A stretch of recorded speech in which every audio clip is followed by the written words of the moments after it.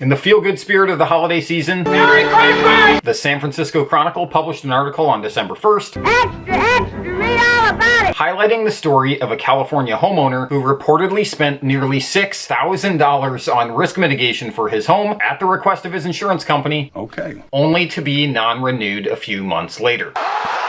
So here's the headline. California homeowner made costly upgrades to satisfy his insurer. He still got dropped. So what message is being conveyed here by the second largest newspaper on the entire West Coast? Kind of a big deal. Here's the inevitable takeaway by readers of this article. Hey, California homeowner, you know that solution the state has developed for this insurance crisis? Risk mitigation? Yeah, you're gonna spend your hard-earned money on costly upgrades, and guess what? It won't matter. You'll still get dropped. You'll still lose your insurance. The mitigation won't work, and you can't trust your insurance company. That's the unfortunate takeaway. I don't know how the average consumer, the average homeowner in California could interpret that any other way. Now, hopefully many people read the entire article and get a little bit more context anyway, but as we all know, the majority won't, and headlines shape the narrative. This media narrative, intentional or not, does way more to hurt Californians than it does to help, as it completely undermines the DOI's efforts to inform, educate, and motivate the public toward ultimate solutions. So with that out of the way, let's get going. Let's read through a few highlights in the news story to set the stage for this deeper conversation and analysis. The article states, a Sonoma County homeowner found himself in a rare situation. He knew exactly what he needed to do to avoid getting dropped by his insurer. The company had even given him a list. On it were 3 mandatory upgrades for gas, plumbing, and security systems. 2 more upgrades were recommended. By October 17th, 3 months before his scheduled renewal date, he sent proof to his insurance carrier that all tasks had been completed. In a letter dated that same day, they let him know his property would not be renewed due to wildfire risk. So he receives the dreaded non-renewal notice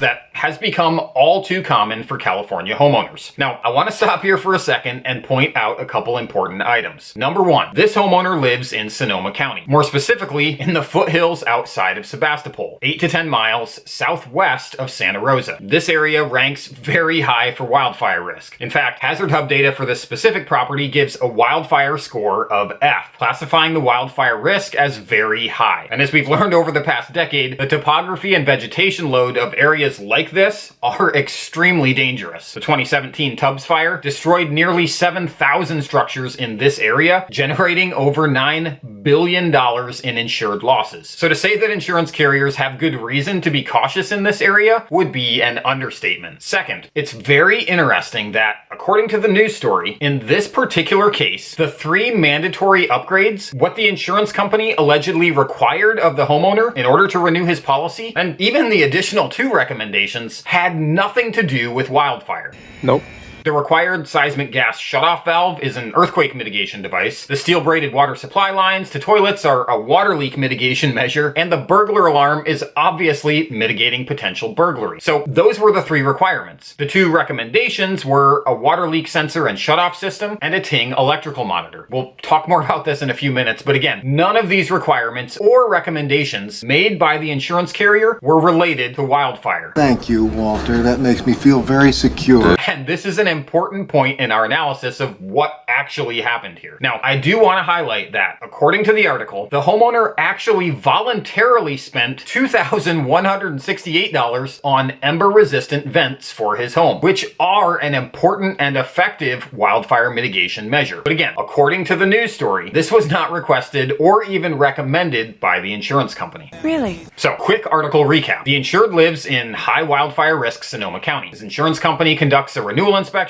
The inspector identifies some missing mitigation devices and says they're required for renewal, and also gives a few additional recommendations. The homeowner drops $3,698 to meet all of the requirements and the recommendations, and an additional $2,168 on voluntary wildfire mitigation. Oh, that's a lot of money, eh? He sends proof that he's completed all of this work that they've requested, and shortly thereafter, he receives the non-renewal notice. What? You never told me that before. Now, put yourself in the shoes of this homeowner and tell me you wouldn't be frustrated at best and furious at worst.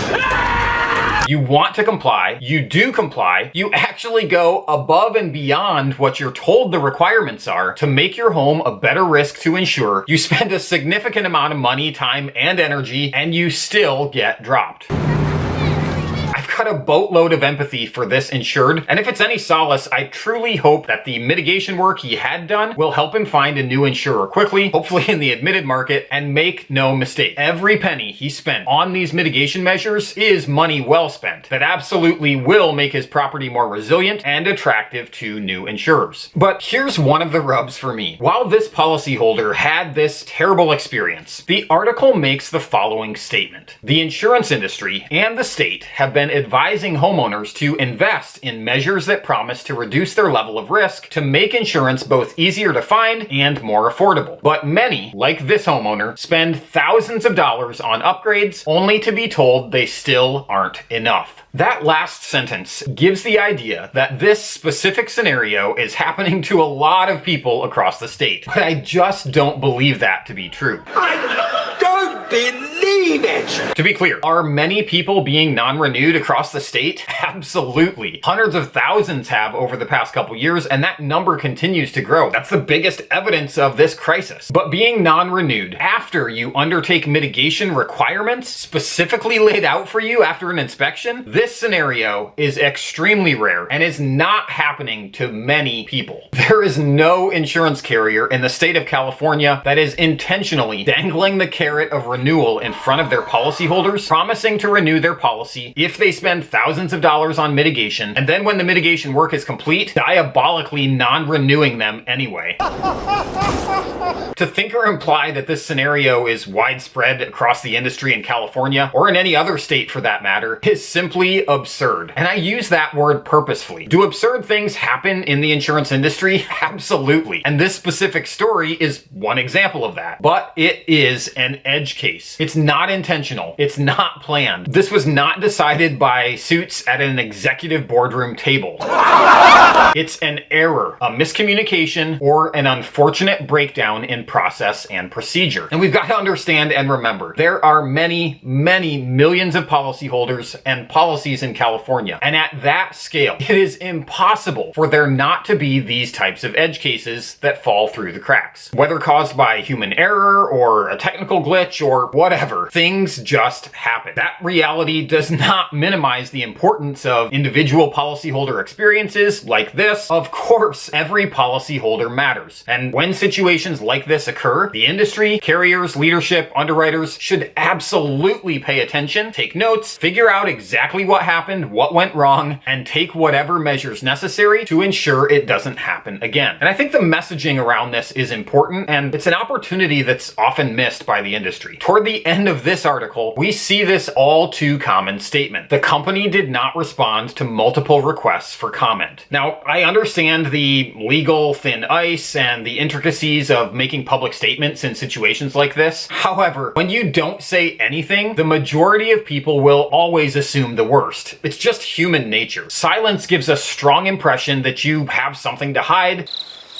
while transparency goes a long way in building trust. If a mistake was made, own it and state how you're making it right. Even a simple, we're aware of the situation and we're investigating to determine what went wrong, is way better than just ignoring the request for comment. With all that being said, I want to take a little peek behind the headline and just make an informed hypothesis of what I think actually happened here. So here's my most educated guess and explanation. Number one, this is a multi-million-dollar property. What would be considered a high-value home, and the carrier is one who actually specializes in these high-value risks. And I believe they do a really good job at it. They've got a very robust loss control program, and as evidenced by this story, they take risk mitigation very seriously. They've invested heavily in a predict and prevent approach to risk management, which is exactly what all carriers should be doing right now. Yes! According to public records, the home here was last purchased in 2016, so there's a fairly high likelihood that this policy had been in force since that time. So let's just assume that that's true. The policy is 8 years old, and guess what? The property insurance market, especially in California, has changed dramatically over the past 8 years. Underwriting guidelines and requirements have been tightened by virtually all carriers, and appetites have narrowed. My guess would be that the carrier's underwriting guidelines here had changed since the policy was originally written back in 2016, and they undertook a renewal inspection project to ensure that these older policies in their book were in compliance with the new guidelines and requirements. Again, this is very standard operating procedure and makes perfect sense. So the renewal inspection takes place, the earthquake gas shutoff, steel braided water supply lines, and the burglar alarm are identified as now being required. They very likely were not required back in 2016. And I would note here that these types of requirements are very common now across carriers, especially in the high value space, and that's a good thing. But here's where things start to get a bit messy.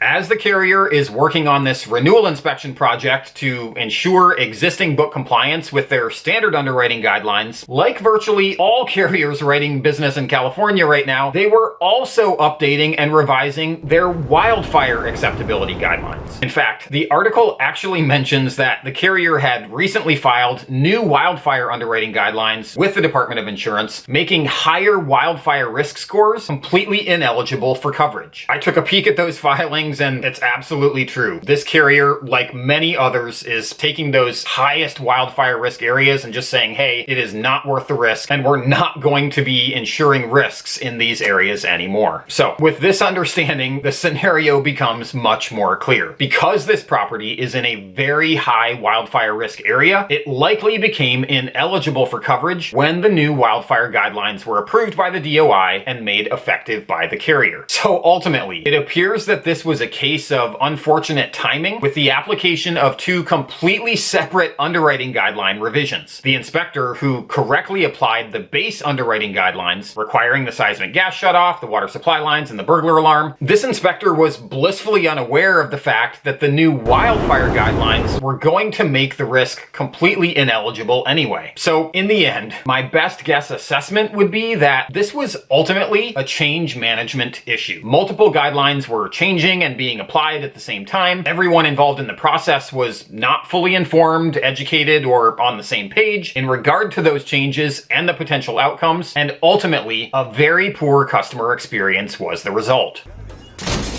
If the inspector was fully in the loop here and knew everything that was going on, he could have told the policyholder, hey, we've got a couple different things going on here. Our wildfire guidelines are changing. At the same time, we have some of these standard guidelines that are changing. And in order to be in compliance with our standard guidelines, here's the requirements and recommendations. However, you may be becoming ineligible anyway, regardless of any of that, just based on your wildfire risk and the location of your home. Had the inspector had that knowledge and been able to have that conversation, there certainly would have been a different outcome here, and the story very likely would not have ended up in the news. So, in conclusion, is California in a property insurance crisis? Yes! Is property level mitigation undertaken by homeowners a part of the solution? Yes! Are policyholders being non-renewed left and right across the state after they complete mitigation work required or requested by their insurance carrier? No. It's just not happening. What California needs now, more than ever, is clear and concise messaging, education, and direction from the state, from the insurance industry, and from the news media that will motivate Californians toward risk mitigation and greater personal responsibility for risk reduction. I agree with that. As always, thanks so much for watching. Join the conversation in the comments below. What did I get right? Where am I wrong? I'd love to hear your thoughts. And if you enjoy content like this, be sure to hit the notification bell in my LinkedIn profile. If you're watching on YouTube, you know what to do to that subscribe button. Take care.